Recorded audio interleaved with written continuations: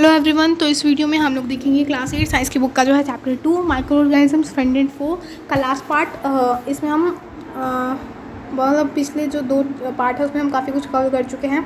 तो अभी हम यहाँ से देखने वाले हैं नाइट्रोजन फिक्सेशन की माइक्रो ऑर्गेनिजम्स नाइट्रोजन कैसे फिक्स। अब नाइट्रोजन ये फिक्स कहाँ से करते हैं पहले ये देख लो। एयर में या फिर जो एटमॉस्फेयर में होता है नाइट्रोजन उसको फिक्स करते हैं। कहाँ फिक्स करते हैं हम अभी वो भी देखते हैं। आपने एक बैक्टीरिया का पढ़ा होगा राइजोबियम क्लास 6th और 7th में।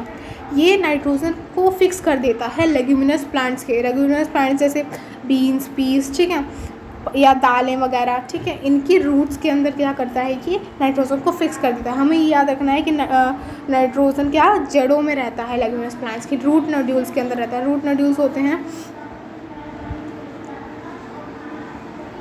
रूट नोड्यूल्स कौन से होते हैं, ये जो है रूट नोड्यूल्स हैं ये, ठीक है। इनके अंदर ये राइजोबियम रहता है। किस के अंदर, पल्सेस के अंदर, दालों वगैरह के अंदर, या फिर लेग्यूमिनस प्लांट्स की, और ये बीन्स पीस, मतलब ये सारे लेग्यूमिनस प्लांट्स की रूट्स के अंदर ये इनके साथ एक सिम्बायोटिक रिलेशनशिप बना लेता है। सिम्बायोटिक रिलेशनशिप मतलब ये प्लांट्स को क्या कर रहा है, एटमॉस्फेयर में, मतलब एटमॉस्फेयर से नाइट्रोजन प्रोवाइड करता है, बल्कि उसके बदले में क्या ये देते हैं राइजोबियम को शेल्टर और फूड देते हैं, रहने के लिए जगह देते हैं। तो इसी को हम सिम्बायोटिक रिलेशनशिप कहते हैं, जिसमें कोई ना कोई चीज़ लेनी या देनी पड़ती है। मतलब एक अगर वो कोई चीज़ दे रहा है तो उसके बदले में हमें कोई चीज़ उसको देनी पड़ेगी। कभी कभार जो है नाइट्रोजन बिजली चमकने से भी फिक्स हो जाता है, ठीक है। लेकिन हमें पता है कि जो नाइट्रोजन है हमारे एटमॉस्फेयर में उसका जो परसेंटेज है, ठीक है, वो ना ही कम होता है ना ज़्यादा होता है। आपको कभी कभी हैरानी भी होती होगी, और इसी चीज़ को हम अगले सेक्शन में यानी अगले पेज पे समझने वाले हैं, ठीक है। नाइट्रोजन साइकिल हमारे एटमॉस्फेयर में कितनी परसेंट है, 78% जो है, 78% जो है नाइट्रोजन प्रेजेंट है, ठीक है। तो nitrogen is one of the essential constituents of all living organisms as part of proteins। मतलब नाइट्रोजन जो है एक बहुत एसेंशियल कॉन्स्टिट्यूट, मतलब नाइट्रोजन जो है बहुत इंपॉर्टेंट होता है सभी लिविंग ऑर्गेनिजम्स के अंदर। ये प्रोटीन्स, क्लोरोफिल, न्यूक्लिक एसिड, इनका एक पार्ट होता है, मतलब विटामिन्स, ठीक है। ऐसे इतना ही इम्पॉर्टेंट होता है जितना ये इम्पॉर्टेंट है। जो एटमॉस्फेयर में नाइट्रोजन है वो डायरेक्टली प्लांट्स और एनिमल्स के अंदर नहीं आ जाता। कुछ बैक्टीरिया जैसे ब्लू ग्रीन एल्गी वो मिट्टी के अंदर जो है प्रेजेंट होते हैं, और क्या कर देते हैं ये नाइट्रोजन को मतलब जो एटमॉस्फेयर में नाइट्रोजन है उसको कंपाउंड में कन्वर्ट कर, मतलब जो एटमॉस्फेयर में नाइट्रोजन है उस नाइट्रोजन को कंपाउंड में बदल देते हैं नाइट्रोजन के, ठीक है। और अगर एक बार ये नाइट्रोजन इस कंपाउंड में बदल गया तो ये ईजिली जो है प्लांट्स कैसे लेते हैं, अपने रूट्स से जो है सॉइल से अब्जॉर्ब कर लेते हैं नाइट्रोजन जो है। फिर प्लांट्स कैसे यूज़ करते हैं नाइट्रोजन का, या तो प्लांट के प्रोटीन बना लेंगे वो, या फिर दूसरे कंपाउंड जो है प्लांट्स इसका यूज़ करके बना लेते हैं। अब जो एनिमल्स प्लांट्स को खाएंगे उनको भी ये प्रोटीन्स मिल जाएंगे जो नाइट्रोजन से प्लांट को मिला है, ठीक है, नाइट्रोजन कंपाउंड। जब प्लांट्स और एनिमल्स मर जाते हैं तो बैक्टीरिया और फंगी जो मिट्टी के अंदर प्रेजेंट होते हैं वो नाइट्रोजन वेस्ट को नाइट्रोजन कंपाउंड में बदल देते हैं, ताकि दोबारा, मतलब देखो जैसे मिट्टी में मर गए अब वो, तो मिट्टी में ही ये जो है क्या करेंगे, बैक्टीरिया और फंगी मिट्टी के अंदर ही इसको मैन्योर में बदल देते हैं, हमने देखा था। तो वही जो न्यूट्रिएंट्स हैं खाद के, अब वो दोबारा से सॉइल में चले गए और दोबारा से सॉइल के अंदर से दूसरे प्लांट्स ने ले लिया, ठीक है। तो ऐसे ही दूसरे जो बैक्टीरिया हैं वो कुछ नाइट्रोजन का पार्ट दोबारा से एटमॉस्फेयर में, मतलब दोबारा से गैसियस फॉर्म में कन्वर्ट कर देते हैं, जो दोबारा से जो है हवा में चला जाता है।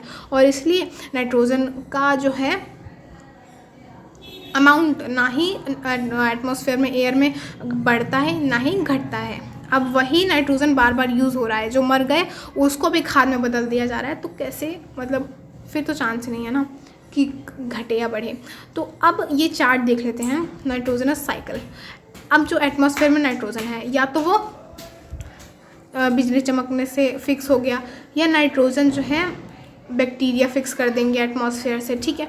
बैक्टीरिया फिर क्या करते हैं, जो नाइट्रोजन उन्होंने फिक्स किया है उसको नाइट्रोजन कंपाउंड में कन्वर्ट कर देते हैं, ठीक है।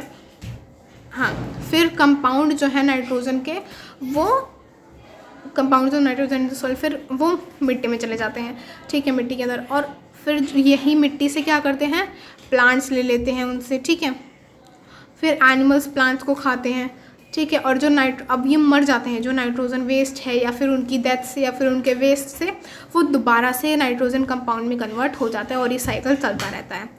अब बैक्टीरिया कुछ पार्ट जो है नाइट्रोजन को दोबारा गैसियस फॉर्म में कन्वर्ट कर देते हैं, तो इसलिए जो है नाइट्रोजन ना ही घटता है ना बढ़ता है। तो यहाँ हमारा चैप्टर कंप्लीट हो गया। कुछ कीवर्ड्स देख लेते हैं, algae, antibiotics, antibodies, bacteria, carrier, communicable diseases, fermentation, fungi, lactobacillus, microorganism, nitrogen cycle, nitrogen fixation, pasteurisation, pathogen preservation, protozoa, rhizobium, vaccine, virus, yeast, ठीक है। ये सारे पॉइंट्स, ये सारे शब्द हमने अपने चैप्टर में देखे हैं, ठीक है। माइक्रो ऑर्गेनिज्म इतने छोटे होते हैं कि हम अपनी आंखों से नहीं देख सकते, ये हम समरी देख लेते हैं, ठीक है। वो हर एक टाइप के इन्वायरमेंट में रह लेते हैं, चाहे ठंडी हो, चाहे गर्मी हो, डेजर्ट वाला एरिया हो, चाहे कितने भी कांटेदार सूखा सूखा सा एरिया, वो सब में रह लेते हैं, ठीक है। माइक्रो ऑर्गेनिज्म एयर, वाटर और प्लांट्स और एनिमल्स की बॉडीज़ में भी पाए जाते हैं, ठीक है। अब ये यूनिसेलुलर भी होते हैं, यूनिसेलुलर हमने देखा था फर्स्ट पार्ट में कि यूनि मतलब जिसमें एक सेल हो, और मल्टी सेलुलर जिसमें एक से ज़्यादा क्या हो, सेल्स हों, ठीक है, ये याद रखना। अब इसके हमने 4 पार्ट्स देखे थे, ठीक है। अब माइक्रो ऑर्गेनिज्म के अंदर बैक्टीरिया, फंगी, प्रोटोजोआ और एल्गी आते हैं। वायरस जो है इन सबसे अलग होते हैं, इनको माइक्रोब्स मतलब सिर्फ छोटे छोटे से ऑर्गेनिज्म ही कहा जाता है। वायरसेस इन सबसे अलग होते हैं, इसलिए क्यों अलग होते हैं, क्योंकि जो होस्ट ऑर्गेनिज्म यानी बैक्टीरिया, प्लांट या एनिमल सेल जिससे वायरस को कुछ लेना होता है उसकी सेल्स के अंदर ही ये सीधा ग्रुप हो जाता है। कुछ माइक्रो ऑर्गेनिज्म्स हमारे लिए यूज़फुल होते हैं, उनसे हम दवाइयाँ बनाते हैं और अल्कोहल वगैरह बनाते हैं। कुछ माइक्रो ऑर्गेनिज्म जो हैं डेड प्लांट और एनिमल्स के वेस्ट को सिंपल सब्सटेंस में कन्वर्ट कर देते हैं, खाद वगैरह में, जिससे इन्वायरमेंट भी क्लीन रहता है। प्रोटोजोअन्स जो होते हैं वो बीमारियां फैलाते हैं, जैसे डायसेंटरी, मलेरिया। कुछ माइक्रो ऑर्गेनिज्म खाने पे उग जाते हैं, जिससे फूड पॉइजनिंग होती है। कुछ माइक्रो ऑर्गेनिज्म जो हैं लेग्यूमिनस प्लांट्स की जड़ों में रहते हैं, वो नाइट्रोजन को फिक्स कर देते हैं, कहाँ से, हवा से मिट्टी के अंदर, ताकि क्या बढ़े, और मिट्टी की उपजता बढ़े। सॉइल फर्टिलिटी मतलब उपजता बढ़े, ठीक है। कुछ बैक्टीरिया जो हैं मिट्टी के अंदर प्रेजेंट होते हैं, जो क्या करते हैं, नाइट्रोजन को, एटमॉस्फेयर से जो भी नाइट्रोजन आया है उसको नाइट्रोजनस कंपाउंड के अंदर बदल देते हैं। बहुत सारे बैक्टीरिया जो हैं कंपाउंड्स के, मतलब जो नाइट्रोजन के कंपाउंड्स हैं उनको, जो सॉइल के अंदर नाइट्रोजनस कंपाउंड है उसको नाइट्रोजन की गैस के अंदर बदल देते हैं, जो दोबारा से एटमॉस्फेयर में चली जाती है। तो ये हमने समरी देख ली, मतलब पूरा चैप्टर अब यहाँ पे हमारा कवर हो गया है। अब हम इसकी देख लेते हैं BX एक्सरसाइज, ठीक है। माइक्रो ऑर्गेनिजम्स किसकी हेल्प से हम देख सकते हैं, माइक्रोस्कोप की हेल्प से,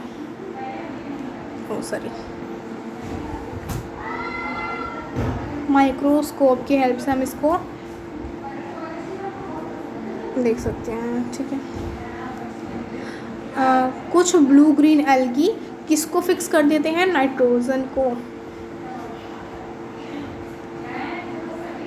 ठीक है। अल्कोहल किसकी हेल्प से बनाते हैं, यीस्ट की हेल्प से। और कॉलेरा किससे होता है हमें, बैक्टीरिया से।